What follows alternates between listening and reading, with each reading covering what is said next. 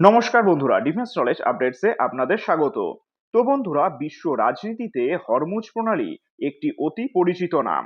পারস্য উপসাগর থেকে তেল সরবরাহের প্রধান পথ হওয়ার কারণে এই জলপথ বিশ্বের জ্বালানি নিরাপত্তার চাবিকাঠি।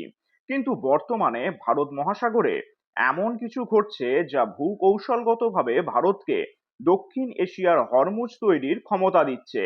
আজ আমরা বিশ্লেষণ করব কিভাবে ভারত তার সামুদ্রিক সক্ষমতা বাড়িয়ে চীনের মালাক্কা ডিলেমা বা লাইফলাইনকে চ্যালেঞ্জের মুখে ফেলে দিচ্ছে।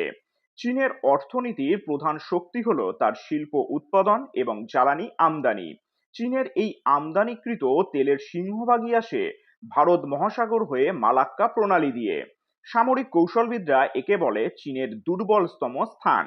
যদি কখনো ভারত মহাসাগরের এই গুরুত্বপূর্ণ পথগুলোতে ভারতের প্রভাব বিস্তার বা নিয়ন্ত্রণের সুযোগ তৈরি হয়, তবে চীনের অর্থনীতির মূল লাইফলাইন বা সরবরাহ ব্যবস্থা হুমকির মুখে পড়বে। এখন প্রশ্ন হচ্ছে, ভারতের কৌশলগত পদক্ষেপগুলি কি কি হতে পারে। তাহলে দেখুন, ভারত গত কয়েক বছরে ভারত মহাসাগরে তার উপস্থিতি এবং নিয়ন্ত্রণ বহুগুণ বাড়িয়ে তুলেছে। এর পেছনে রয়েছে সুপরিকল্পিত কয়েকটি ধাপ। প্রথমত হচ্ছে, আন্দামান ও নিকোবর দ্বীপপুঞ্জের গুরুত্ব এখন আর কারো কাছে গোপন নেই। এখানে ভারতের আধুনিক বিমান ঘাঁটি এবং নৌঘাঁটি তৈরি চীনের জন্য একটি বড় মাথা ব্যথার কারণ হয়ে দাঁড়িয়েছে। এখান থেকে ভারত খুব সহজেই মালাক্কা প্রণালীর দিকে নজর রাখতে পারবে। এখানে শুধু ভারত নয়, শ্রীলঙ্কার কলম্বো বন্দর, মরিশাসের আগালেগা দ্বীপ ও ওমানের দুকম বন্দর ভারতের প্রবেশের অধিকার চীনের জন্য স্ট্রিং অফ পার্লস বা মুক্তোর হারের কৌশলের বিরুদ্ধে বড় পাল্টা জবাব। আর তৃতীয়ত, ভারতের নৌবাহিনী বর্তমানে ভারত মহাসাগর অঞ্চলে সবচেয়ে শক্তিশালী এবং সক্রিয় বাহিনী হিসেবে নিজেকে প্রতিষ্ঠিত করেছে। অ্যান্টি সাবমেরিন ওয়ারফেয়ার বা সার্ভেলেন্স এয়ারক্রাফটগুলোর মাধ্যমে ভারত মহাসাগরের বিস্তীর্ণ অঞ্চলের ওপর ভারত সর্বক্ষণিক নজর রাখছে। এখন প্রশ্ন হলো, এই বিষয়টা চীনের জন্য কেন এত উদ্বেগের। তাহলে দেখুন, চীনের জন্য এই নতুন পরিস্থিতি মানে হলো যে কোনো সংঘাতের মুহূর্তে ভারত খুব সহজেই তার সমুদ্রপথ অবরুদ্ধ করতে পারে। চীন এতদিন ধরে পাকিস্তান ও শ্রীলঙ্কা বন্দরে যে অবকাঠামো তৈরি করেছে, ভারতের এই নতুন কৌশল সেই সব বিনিয়োগের কার্যকরিতাকে প্রশ্নের মুখে ফেলে দিচ্ছে।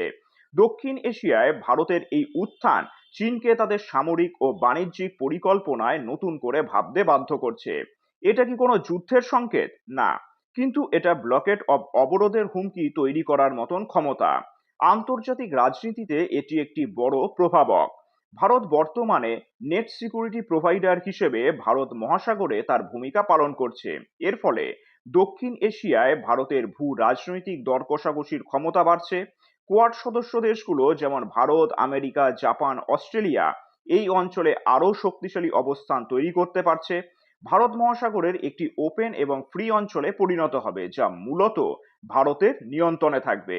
ভারত মহাসাগরে ভারতের এই ক্রমবর্ধমান নিয়ন্ত্রণ কেবল চীনের জন্য সতর্কবার্তা নয়, এটি ভারত ও প্রশান্ত মহাসাগরীয় অঞ্চলে শক্তির ভারসাম্যের এক নতুন সংজ্ঞায়ন।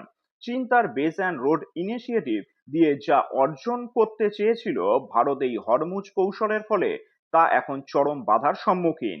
আগামী দিনে ভারত মহাসাগরই হবে এশিয়ার ভবিষ্যতের মূল রণক্ষেত্র, আর ভারত সেখানে এখন একজন প্রধান চালকের ভূমিকায়।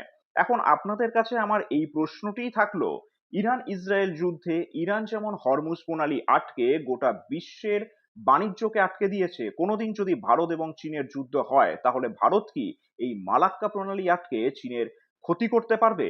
এই বিষয়ে আপনাদের কি মতামত তা নিচে অবশ্যই কমেন্ট করে জানাবেন। আর চ্যানেলটি ভালো লাগলে অবশ্যই লাইক, শেয়ার ও সাবস্ক্রাইব করে দেবেন। ধন্যবাদ।